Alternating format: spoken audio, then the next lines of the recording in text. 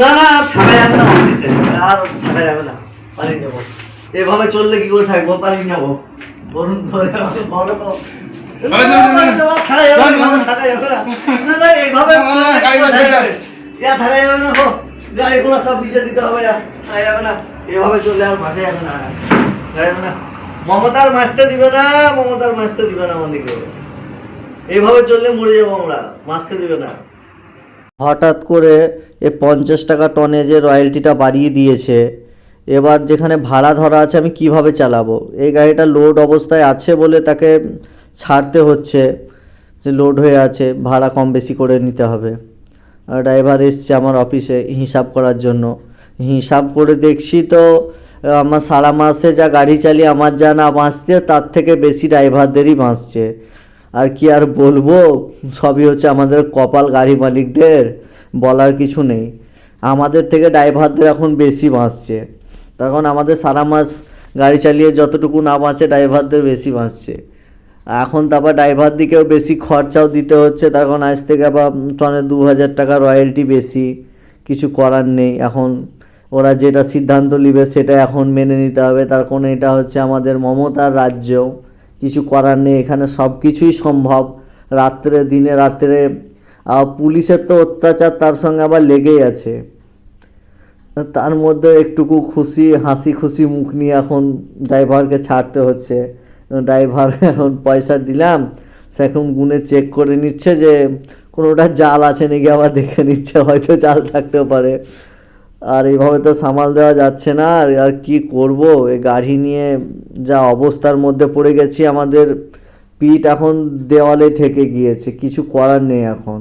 এই ড্রাইভারকে হিসাব করার পর আর একটা অপদার্থ এসে আমার সামনে হাজির হয়েছে। এই অপদার্থকে এখন লোড করে ছাড়তে পারলে আমার এখন উদ্ধার হয়। এখন এই অপদার্থটাকে বললাম যে আর একটা ক্যাসার চলে যাও, সেখানে গাড়িটা তোমার লোড হবে। আর হাফিংচির অর্ডার আছে আমার, বেশিরভাগ কলকাতারই মাল লোড হয়। আজকে হাফিংচি মালের অর্ডার আছে আমার, তাড়াতাড়ি মালটা যাবে। পার্টির সঙ্গে কথা বললাম, হঠাৎ করে 50 টনের যে রয়্যালটি বেড়ে গিয়েছে, সে বললো কম বেশি করে এখন করে নিতে হবে।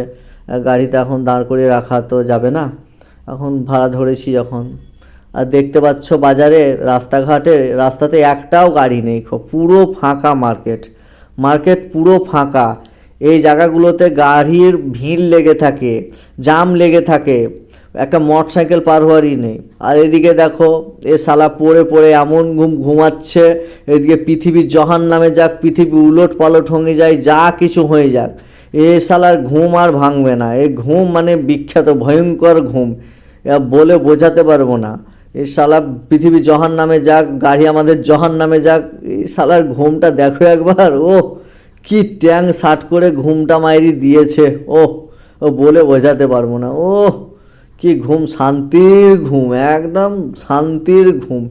এই ঘুম আর বলে বোঝাতে, এই শালা এই এই এই কি হলো কি হলো, এই এই এই কি হলো, এটা কি হলো, এই এই।